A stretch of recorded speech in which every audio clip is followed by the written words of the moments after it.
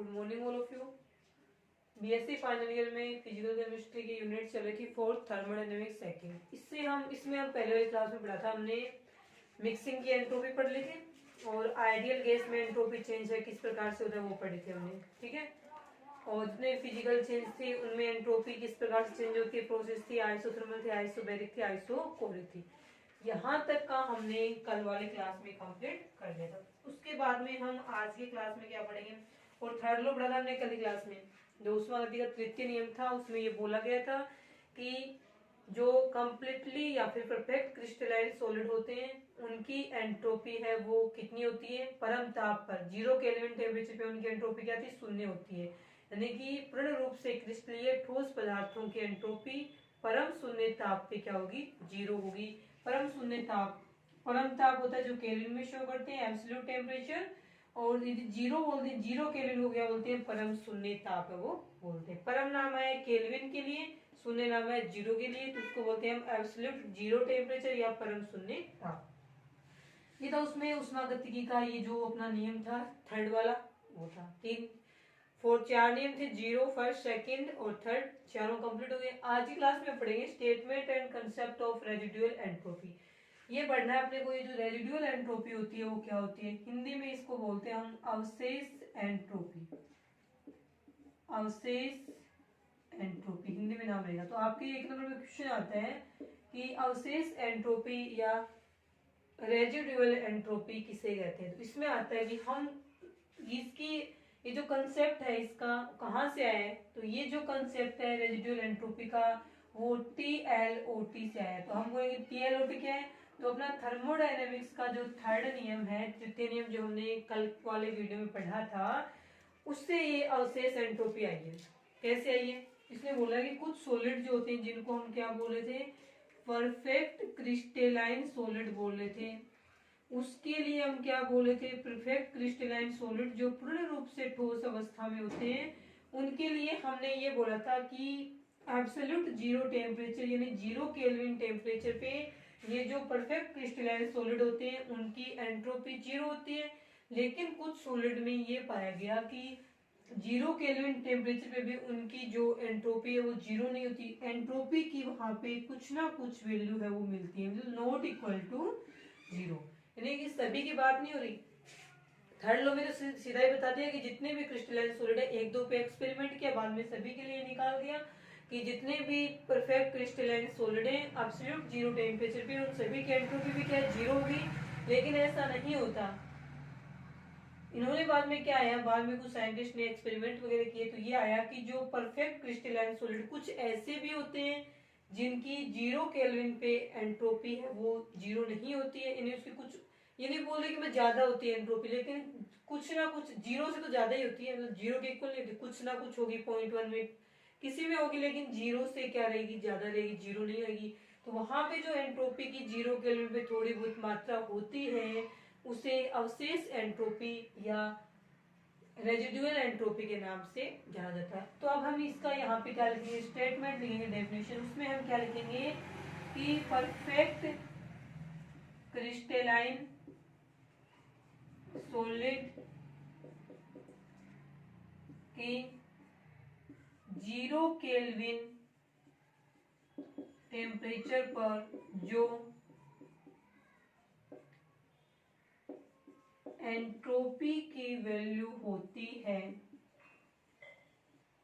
Value या entropy का जो भी मान अपने को प्राप्त होता है उसे रेजिडुअल एंट्रोपी कहते हैं, उसे अवशेष एंट्रोपी के नाम से जाना जाता है। अब इसमें भी सारे मत लगाना, कुछ लगाना, सम। कुछ परफेक्ट क्रिस्टलाइन सॉलिड ऐसे होते हैं जिनकी 0 केल्विन टेम्परेचर पे जिनकी एंट्रोपी की वैल्यू 0 नहीं होती है।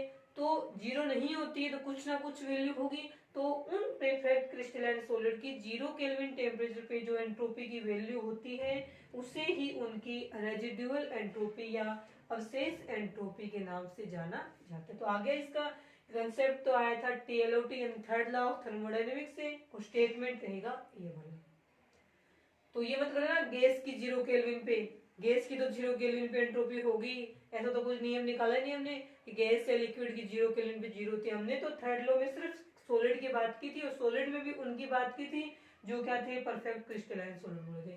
उन्हीं के लिए आया कि कुछ ऐसे भी थे जिनकी जीरो नहीं मिली तो उनकी जो थोड़ी बहुत मिली एंट्रोपी, तो वो अवशेष एंट्रोपी नाम दे दिया कि यहाँ पे क्या है, एंट्रोपी नहीं है, अवशेष एंट्रोपी या रेजिडुअल एंट्रोपी है वो यहाँ पे रहेगी। ठीक, ये हो गया इसका स्टेटमेंट और कंसेप्ट। ये पूछे ना कि ये कंसेप्ट कहाँ से आया था रेजिडुअल एंट्रोपी का, तो हम क्या लिखेंगे, ये कंसेप्ट है वो आया था अपना थर्ड लॉ ऑफ थर्मोडायनेमिक्स यानी उष्मागतिकी के तृतीय नियम से। आगे समझ में। इसके बाद हम नेक्स्ट पढ़ेंगे यहाँ पे फिजिकल या फिर हम बोलेंगे सिग्निफिकेंस ऑफ एंट्रोपी। एंट्रोपी की भौतिक सार्थकता बोले या एंट्रोपी का महत्व वगैरह जो भी बोले। तो नेक्स्ट अपना हेडिंग रहेगा आज का सिग्निफिकेंस ऑफ एंट्रोपी। देखें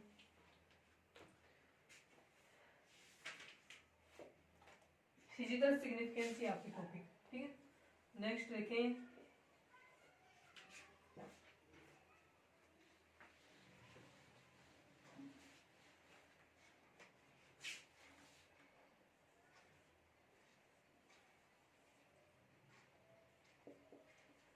फिजिकल सिग्निफिकेंस ऑफ एंट्रोपी।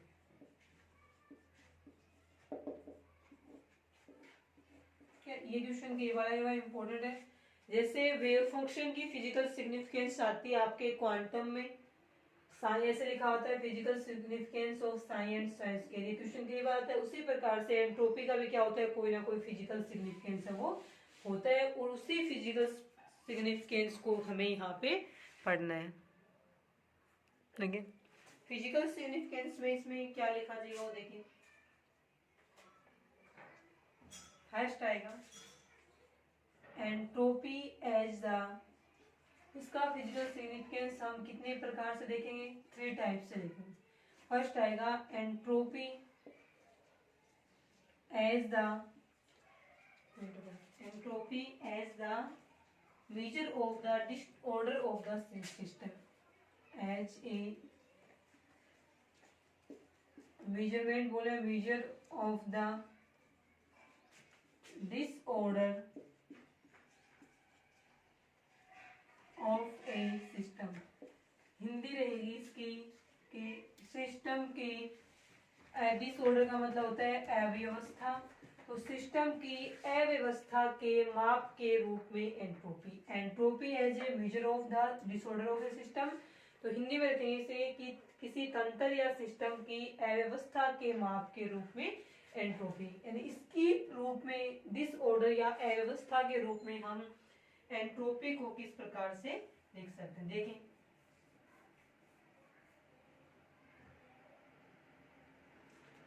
यहाँ पे देखें, एक्सपेरिमेंट करते हैं। ये यहाँ पे है मेटल रोड, धातु की छड़ है, उसमें इस प्रकार से क्या है मॉलिक्यूल से या उस छड़ के पार्टिकल्स अरेंज है। ये भी उसी धातु की का छड़ है जहाँ पे ये इसका क्या दूसरा सिर है। यह एक क्या है मेटल रोड है, ठीक है। यहाँ पे देखें, पहले इसको नहीं बनाते, सिर्फ इसको देखते हैं, 4-4 के रो में करते हैं इसको, मतलब कि इस प्रकार से है।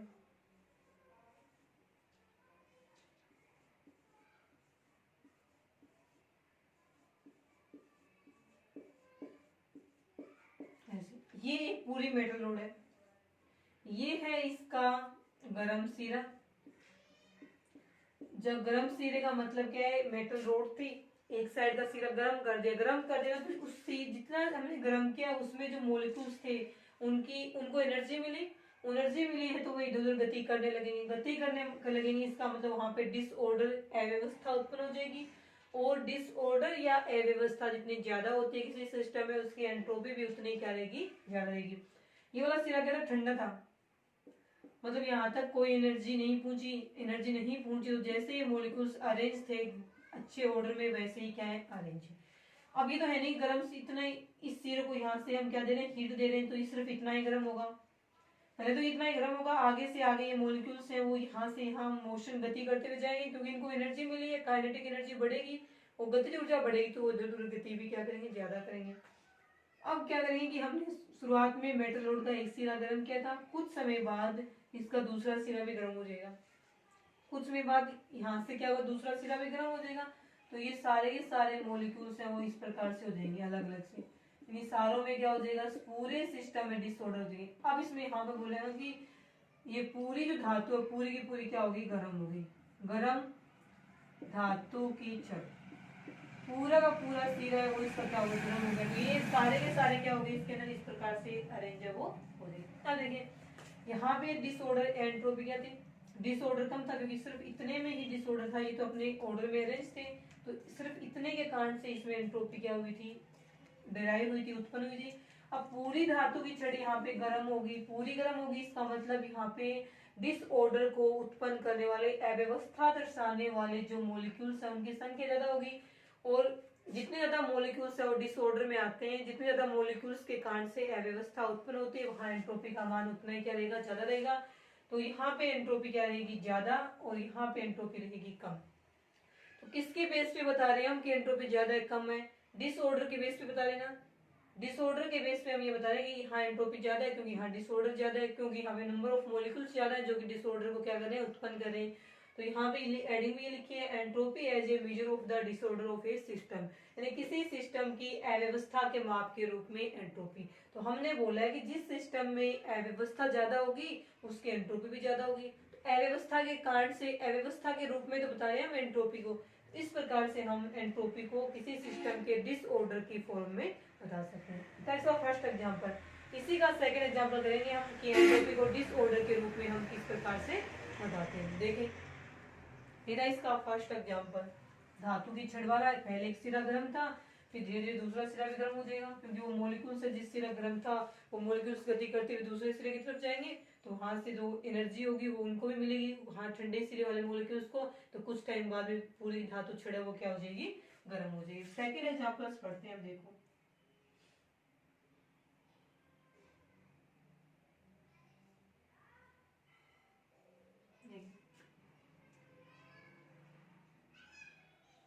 यहाँ पे एक गैस थी, यहाँ पे थी दूसरी गैस, दोनों को अलग अलग रखा था, बीच में एक दीवार लगा दी, यहाँ पे गैस मॉलिक्यूल्स थे इस टाइप के, यहाँ पे डायरेक्ट ऐसे रखेंगे इनको, मतलब ये अपनी शो करें डिफरेंट गैस है, डिफरेंट गैस मॉलिक्यूल्स है, इन दोनों की कंसंट्रेशन भी यहाँ पे क्या है, अलग अलग है, तो यहाँ पे हम लिखेंगे डिफरेंट कंसंट्रेशन वाली गैसें अलग अलग थी, इस वोल से इनको अलग अलग रखा गया। कुछ समय बाद हम ये यहाँ से वोल हटा दें, वोल हटा दें तो इस प्रकार से बनेगा। पहले तो कहते हैं कि चारों मॉलिक्यूल सिर्फ इतने ही स्पेस में मोशन गति करें, फिर ये वाले इसमें करें। अब ये दीवार हटाने के बाद में क्या होगा कि इस वाले मॉलिक्यूल्स को गति करने के लिए जगह ज्यादा मिल गई, तो ये इधर जाए गति करेंगे, और यहाँ बीच में वो आ जाएंगे ये वाले। अब ये दीवार हटा दें, ये वाले इस साइड, ये वाले इस साइड, पहले तो इसलिए रुके हुए थे क्योंकि यहाँ पे वॉल थी, सिर्फ इसको इतना ही जगह मिली थी गति करने के लिए, लेकिन जब ये दीवार हटा दी तो यहाँ पे इस साइड जा सकते हैं, इस साइड जा सकते हैं। इसका मतलब है दीवार को हटाते ही या दोनों गैसों को आपस में मिलाते ही मिश्रण इस प्रकार का बन गया जिसमें इन गैस मॉलिक्यूल्स को गति करने के लिए जगह ज्यादा मिल गई, जगह ज्यादा मिल गई, इसका मतलब है यहाँ पे एंट्रोपी क्या होगी, इस सिस्टम की एंट्रोपी ज्यादा है इसके कंपेरिजन में। क्यों? क्योंकि यहाँ पे अव्यवस्था कम है, अरेंज है एक प्रकार से कि इसमें यही है, इसमें यही है, लेकिन ऐसा होते ही इसमें डिसऑर्डर हो जाता है, अव्यवस्था उत्पन्न हो जाती है। इस कारण से हम बोले कि किसी भी सिस्टम की एंट्रोपी को हम उस सिस्टम के डिसऑर्डर के रूप में मेजरमेंट करते हैं कि जिस सिस्टम का डिसऑर्डर ज्यादा है उसकी एंट्रोपी भी क्या रहेगी ज्यादा, क्योंकि एंट्रोपी को हम क्या मान रहे, डिसऑर्डर ही मान रहे। ये था उसका सेकंड कि डिसऑर्डर के रूप में हम एंट्रोपी को किस प्रकार से मानते हैं। अब इसका एक और आप समझो, वो तो आपको पहले भी पढ़ाया हुआ है, वो है आपका कि हीट लेकर के या उष्मा पा करके किसी भी मैटर का या पदार्थ का अपने फिजिकल स्टेट में चेंज करना। फिजिकल स्टेट में चेंज करने का मतलब है कि सॉलिड से लिक्विड में आ जाएगा हीट लेकर के, और लिक्विड से किस में आ जाएगा, वेपर या गैस फॉर्म में आ जाएगा। तो इसी का फर्स्ट फॉर्म में सॉलिड 2 टाइप से बताया गया, अभी 3 नहीं है, 2 टाइप्स में पहले चल रहा है अपना कि सिस्टम के अव्यवस्था के माप के रूप में एंट्रोपी है वो हम पढ़ रहे हैं। यहाँ पे क्या आएगा वो देखिए, यहाँ पे हम लिखेंगे कि किसी भी सिस्टम का, थर्ड एग्जाम्पल पढ़ेंगे, दो हो गए, तो मेटल रोड वाला हो गया, और सेकंड हमें गैस मिक्सचर वाला हो गया। थर्ड हम पढ़ेंगे कि हीट लेकर के मान लीजिए कोई पदार्थ है वो सॉलिड स्टेट में था, गर्म करते ही वो किस में आएगा, लिक्विड स्टेट में आ जाएगा, और इसको यदि हम आगे और गर्म करते हैं तो ये वेपर स्टेट में या फिर गैस स्टेट में आ जाएगा। अब देखिए सॉलिड स्टेट में तो वो इस प्रकार से था, इस प्रकार से अरेंज थे उसमें मॉलिक्यूल्स, तो ये डिसऑर्डर है ही नहीं यहाँ पे। उसके बाद में वो लिक्विड में आ गया, हीट दे दे, लिक्विड में आते ही गैस मॉलिक्यूल्स हैं या पदार्थ के जो मॉलिक्यूल्स है वो दूर दूर हो गए, डिसऑर्डर ज्यादा हो गया, क्योंकि जगह मिल गई तो दूर गति करेंगे, क्योंकि यहाँ पे इनके बीच में जो अट्रैक्शन है पार्टिकल्स के बीच में लिक्विड फॉर्म में वो गैस की कंपेरिजन में कम है, तो ये इधर उधर गति करने की कोशिश करेंगे। और लास्ट वाला आएगा इसमें वेपर या गैस फेज, इसमें क्या होता है, इसमें हम पढ़ेंगे कि इनको और भी ज्यादा जगह मिल गई अब गति करने के लिए, उधर उधर एक दूसरे से दूर दूर चले जाएंगे। इसका मतलब क्या है, इसका मतलब ये है कि यहाँ पे डिसऑर्डर सबसे ज्यादा है, क्योंकि यहाँ पे 4 मॉलिक्यूल्स हैं, इनको गति करने के लिए जगह ज्यादा मिल गई, स्पेस ज्यादा मिला है, इसका मतलब ये इजीली क्या करेंगे, डिसऑर्डर यहाँ पे उत्पन्न करेंगे। देखिए अब इनका डिसऑर्डर सबसे ज्यादा इसमें, क्योंकि गैस फॉर्म में जो इंटरन्यूक्लियर पार्टिकल्स होते हैं उनके बीच में अट्रैक्शन कम होता है, डिस्टेंस ज्यादा होती है, अट्रैक्शन कम रहेगा तो ये इनमें डिसऑर्डर क्या होगा, ज्यादा होगा। तो यहाँ पे जो एंट्रोपी का ऑर्डर है वो ये वाला रहेगा, सॉलिड से लिक्विड में ज्यादा और लिक्विड से गैस फॉर्म में ज्यादा। ठीक है, तो हीट लेकर के उष्मा पाकर के कोई भी ठोस पदार्थ लिक्विड में चेंज होता है, लिक्विड से वेपर में होता है, तो उसी ऑर्डर में उनकी एंट्रोपी क्या होती जाएगी, इंक्रीज होती जाएगी। क्यों, क्योंकि सॉलिड से लिक्विड और लिक्विड से वेपर में जाते टाइम मॉलिक्यूल्स में क्या होता है, डिसऑर्डर है वो बढ़ रहा है, और डिसऑर्डर बढ़ने के साथ साथ में यहाँ पे एंट्रोपी भी क्या होगी, इंक्रीज होगी। ये थे आपके 3 एग्जाम्पल, किसके, एंट्रोपी किसके फॉर्म में थी, डिसऑर्डर के रूप में हम एंट्रोपी को किस प्रकार से मानते हैं। तो इन तीनों से हम ये कह सकते हैं, तीन अभी हमने एग्जांपल्स करें, उसके बेस पे हम ये कह सकते हैं किसी भी सिस्टम की एंट्रोपी उसकी अव्यवस्था का या उसके डिसऑर्डर का मेजरमेंट या अव्यवस्था का माप होती है। तो नीचे अपन ये तीनों न्यूमेरिकल्स, तीनों एग्जांपल करने के बाद में रिजल्ट क्या लिखेंगे, अतः हम कह सकते हैं कि वी कैन से दैट, अतः हम कह सकते हैं कि किसी भी सिस्टम की एंट्रोपी उस सिस्टम की डिसऑर्डर या अव्यवस्था का माप होती है। ये था इसका first physical significance of entropy. उसके बाद में देखें सेकंड की फिजिकल सिग्निफिकेंस, सेकंड क्या रहेगा, सेकंड लिखते हैं, तो डिसऑर्डर की फॉर्म में होगी एंट्रोपी, और सेकंड देखें कि सेकंड है वो एंट्रोपी किसकी फॉर्म में रहेगी। सेकंड अपना क्या होता है, सेकंड आ गया एंट्रोपी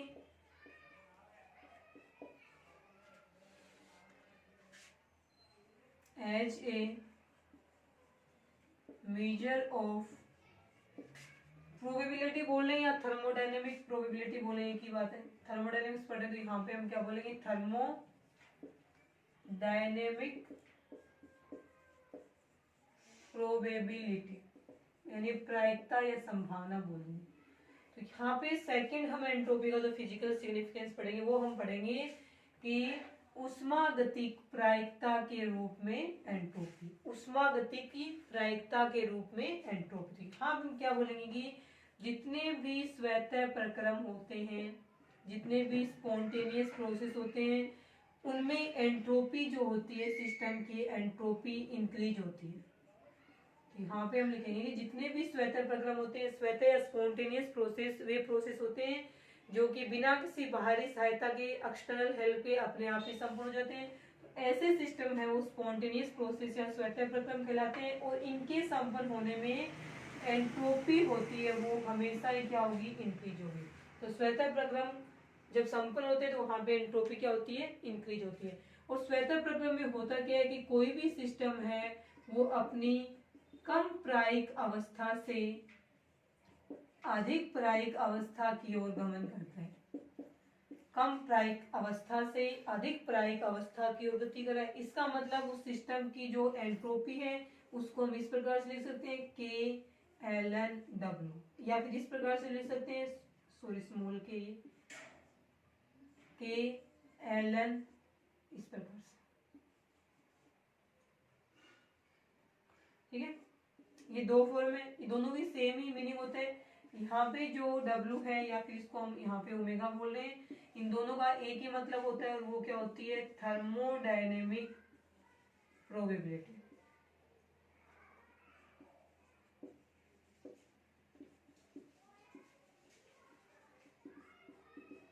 थर्मोडायनेमिक प्रोबेबिलिटी यानी उष्मागति की प्रायिकता, उसको हम इससे भी लिख सकते हैं, कई बुक्स में इससे लिखा हुआ है। एस यहाँ पे क्या हो जाएगी, एस तो किसको शो कर रहा है, यहाँ पे एंट्रोपी को शो कर रहा है, और यहाँ पे जो स्मॉल के लिखा हुआ है ये कोई क्या हो जाएगा, थर्मोडायनेमिक्स क्या कोई कांस्टेंट ले लिया। ठीक है, तो ये दोबारा से सुने एक बार कि जितने भी स्पॉन्टेनियस प्रोसेस होते हैं जो बिना किसी एक्सटर्नल हेल्प के अपने आप संपन्न होते हैं, वो जब संपन्न होते हैं तो उस सिस्टम की एंट्रोपी हमेशा ही इंक्रीज होगी। और स्वतः प्रक्रम होते हैं उनमें जो अपना सिस्टम होता है वो कम प्रायिक अवस्था से अधिक प्रायिक अवस्था, जो कम स्टेबल से अधिक स्टेबल स्टेट को बोले, या कम प्रायिकता वाली अवस्था से अधिक प्रायिकता बोलो, प्रायिक बोलो की बात है, कम प्रायिकता वाली स्टेट से अधिक प्रायिकता वाली स्टेट की ओर जाते हैं। तो प्रायिकता पे डिपेंड करे ना एंट्रोपी, एंट्रोपी भी इंक्रीज हो रही है, प्रायिकता भी बढ़ रही है, इसका मतलब एंट्रोपी किसकी फॉर्म में है, प्रायिकता के रूप में। तब इसके लिए दो समीकरण दी गई थी कि थर्मोडायनेमिक प्रोबेबिलिटी है किसी सिस्टम की और उस सिस्टम की एंट्रोपी के बीच में रिलेशन क्या होता है। तो ये अपनी पास से दो इक्वेशन मिली थी एक ही, कई साइंटिस्ट ने इसमें थर्मोडायनेमिक प्रोबेबिलिटी या उष्मागति की प्रायिकता को W से लिख दिया, कईयों ने ओमेगा से लिख दिया। इसका मतलब क्या हुआ कि ये तो एक क्या है, कांस्टेंट है, तो इसका मतलब एंट्रोपी किस पे डिपेंड करती है, थर्मोडायनेमिक प्रोबेबिलिटी पे। प्रोबेबिलिटी बढ़ेगी तो एंट्रोपी बढ़ जाएगी और घटेगी तो एंट्रोपी घट जाएगी। लेकिन जो अपन स्पॉन्टेनियस प्रोसेस पढ़ते हैं उनमें एंट्रोपी इंक्रीज होती है, एंट्रोपी इंक्रीज हो रही है, इसका मतलब उनकी थर्मोडायनेमिक प्रोबेबिलिटी है वो भी क्या हो रही है, इंक्रीज हो रही है। ये स्टेटमेंट लिखने के बाद में इसका जो रिजल्ट लिखेंगे नीचे उसमें क्या लिखा जाएगा, वी कैन से दैट, अतः हम कह सकते हैं कि किसी भी सिस्टम की एंट्रोपी उसकी थर्मोडायनेमिक प्रोबेबिलिटी या उष्मागति की प्रायिकता, ब्रैकेट में आप लिख सकते हैं दोनों को, इससे हमने शो किया है उष्मागति की प्रायिकता को, का फलन होती है या के माप के रूप में होती है। तो यहाँ पे हम क्या लिख सकते हैं कि किसी भी सिस्टम की एंट्रोपी उसकी उष्मागति की प्रायिकता ओमेगा या W का माप होती है। ये था आपका फिजिकल सिग्निफिकेंस ऑफ एंट्रोपी। एक तो था आपका सिस्टम की डिसऑर्डर के रूप में, डिसऑर्डर के मेजरमेंट के रूप में, और एक था आपका सिस्टम की उष्मागति की प्रायिकता या थर्मोडायनेमिक प्रोबेबिलिटी के फॉर्म में एंट्रोपी को किस प्रकार से लिखते हैं। आगे समझ में। इसके बाद में हम पढ़ेंगे, कल की क्लास में रहेगा अपना गिब्स एंड हेल्महोल्ट्ज,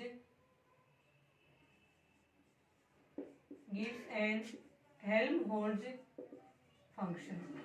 एक को हम G से लिखते हैं, एक को हम क्या लिखते हैं, A से लिखते हैं। गिब्स वाले को, गिब्स फंक्शन को इसे लिखते हैं और हेल्महोल्ट्ज वाले को A से लिखेंगे। तो ये जो गिब्स हेल्महोल्ट्ज फंक्शन है ये हम करेंगे कल की क्लास में। आज के लिए इतना ही।